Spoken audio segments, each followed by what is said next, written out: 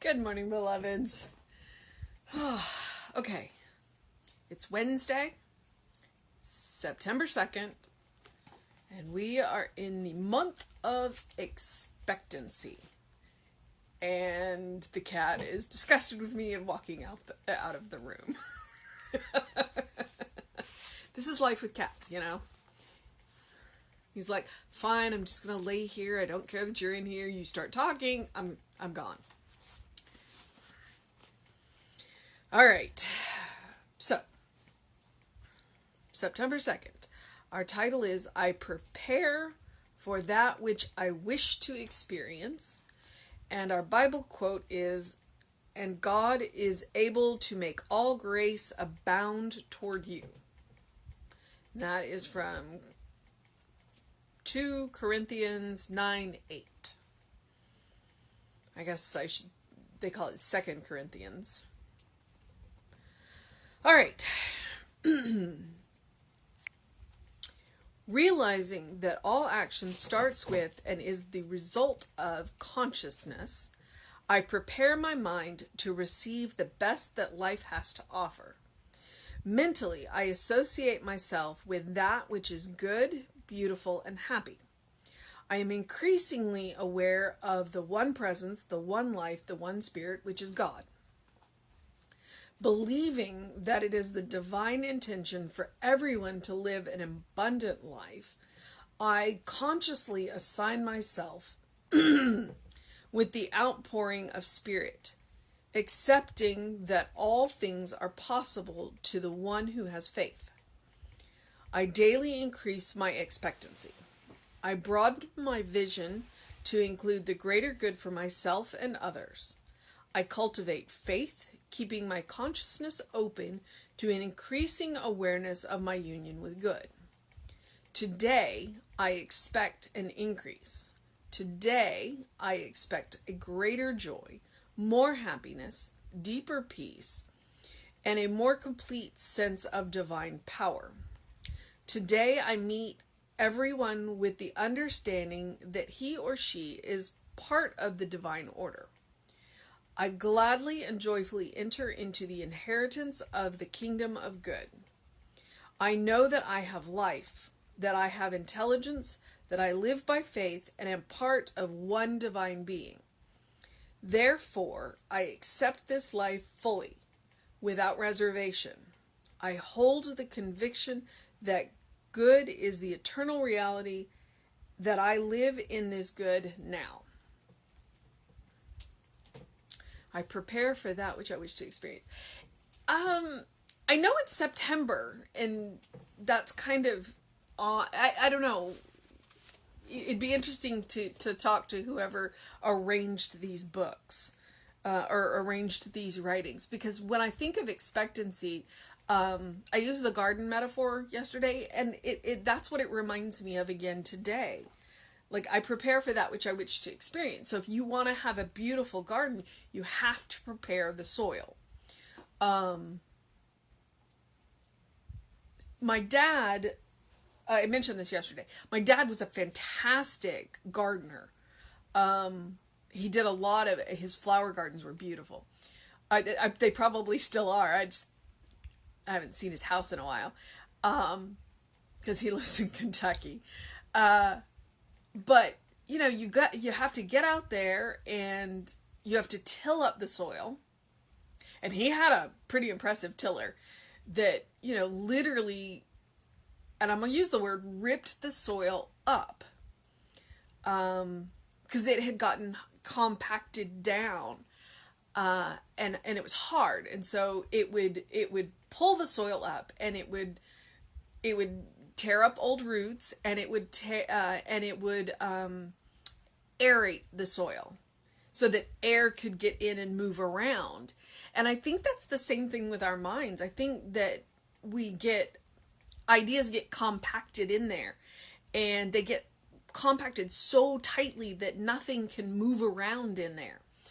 So it's hard for new ideas to filter down, and sometimes we need to get in there and tear those roots up of those old beliefs.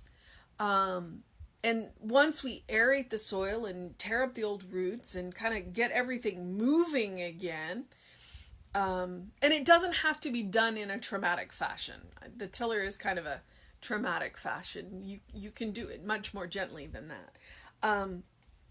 But then you add food, which would be new ideas, and then you add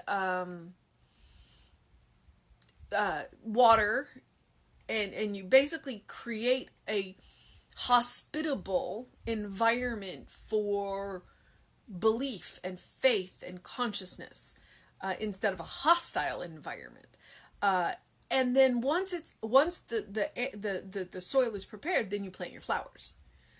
And you've pulled out all the weeds, and so that's kind of what this reminds me of, is that process of creating a garden where we need to go in and pull out all of that old compacted nonsense that's in there, and turn everything over and give everything a good look and go, okay, well, you know what, I'm done with you. And then that way we can plant all of these new ideas.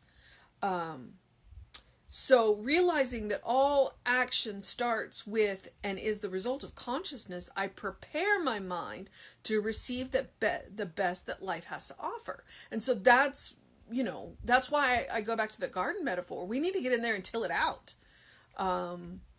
And if there are flowers, ideas that you want to save, absolutely save them, but consider that, they may be strangling right now in that hard, compacted idea that you have. It's just a suggestion. Prepare the soil. Mentally, I associate myself with that which is good, beautiful, and happy. That would be water and fertilizer. I am increasingly aware of the one presence, the one life, the one spirit, which is God. I mean, that's the goal here, is this work brings us closer to the recognition of the one, that we are all splinters of that one, and that one is a greater whole than any of its parts. So when we're all added together, then we're pretty amazing. Believing that it is the divine intention for everyone to live an abundant life. So I am believing that it is the divine intention for everybody to live an abundant life. I consciously align myself with the outpouring of spirit. So I'm consciously aligning myself. I'm believing and consciously aligning. So what does that mean? That where my focus and my attention goes. So I'm focusing on the good. I'm focusing on the one. I'm focusing on what I can do to support this outpouring of good for everyone. I daily increase my expectancy. It's like, okay, we can do more good. We can do more good. We can do better. We can do more. And we don't have to do it to the point of exhaustion, because all of us are working towards this. That is my belief. I broaden my vision to include a greater good for myself and others. And that's what I mean by the compacted soil. We get this very narrow idea of what good is, and then we kind of go, so by tilling up the soil, we can broaden our view. Good is more than just what I think it is. What's good for me may not be your idea of good, but I want good for you too. You don't have to have my good. I want you to have what's good for you. I don't determine what's good for you. I cultivate faith, keeping my consciousness open to an increasing awareness of my union with good. And that's work. That is work. It is pleasure work, but to keep my consciousness open to that divine influx, that divine inspiration, and that union. So today I expect an increase. Today I expect greater joys, more happiness, deeper peace, and a more complete sense of the divine power. And I'm not just expecting it for me. I'm expecting it for everyone. That is my work. That is my service, is to expect this for everyone, to align myself with that good that comes to everyone. Today, I meet everyone with the understanding that he or she is a part of the divine order. What that is asking us to do is to look every person in the eye that we come across, be that in person or virtually, and see God looking back at us, no matter what's happening. And that is definitely the definition of cutting somebody some slack. You know, they may be behaving in a way that's not, you know, your preferred, but to see God looking back at you and to recognize God looking back at you. And it probably will change the way you interact with them. And then when you change the way that you interact with them, it gives them the freedom to change the way that they're interacting with you. And that's one of the things, when you can look at another person and see the eyes of God looking back at you, and you change the way you interact with them, it gives them the freedom to do that as well. When you choose your response rather than you react, you give them the freedom to change theirs. And you don't have to say anything. You just be you and recognize that both of you are divine splinters. Today, I gladly and joyfully enter into the inheritance of the kingdom of good. I know that I have life, that I have intelligence, that I live by faith, and am a part of the divine being. Therefore, I accept this life fully without reservation. I hold the conviction that good is the eternal reality, that I live in this good now. I mean, power statement. So I know that we have life, that we have intelligence, that we live by faith and are part of one divine being. Therefore, we accept this life fully without reservation. We hold the conviction that good is the eternal reality, that we live in this good now. So our mission, should we choose to accept it today, is to hold the conviction that good is the eternal reality and that we live in this good now. We're holding our convictions. We are holding on to the good in this world. We are seeing the good in this world. We are bringing forth the good that is all around us. Because what's not good is noisy. And it tries to drown out the good. But the good is so much bigger than this noise. It's just quiet. And so we have to see it. We have to recognize it. We have to bring it forth. And we have to live it as well as live in it. So, you know, Spirit is not asking you to live small. Spirit is asking you to live big. Because you're a divine expression of the one. Live big. You know, go out and do. And be that divine force that you are. And it doesn't ask you to be any more than you are.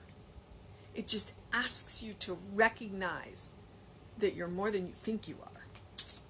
All right. I am going to move on into the process of my day, but I am going to encourage you, as I always do, to do something loving for yourself, do something kind for yourself, do something compassionate for yourself. Whatever that looks like to you. To know that you are a beloved child of the Spirit, in whom that Spirit is well pleased. That you open the windows of your soul and allow that breath of heaven to come in to remind you live in that heaven now. And it's really hot out there, so I'm going to encourage you to drink a whole lot of water. Hydrate, hydrate, hydrate. We'll get a break in the temperatures soon, I hope. So, all right, beloveds. Do what you need to do to make it a fantastic day. Please, know that you are loved. Always. Reverend David will be on around 5 p.m. with you. I will remind you that practitioners Monty and Shirley are doing the Living of the Science of Mind book study at 6 p.m. Believe that's on Zoom, not on Facebook. So check your emails if you'd like to get in on that. I think it's an ongoing thing that you can drop in and out of. So check it out. Living of the Science of Mind is a wonderful book.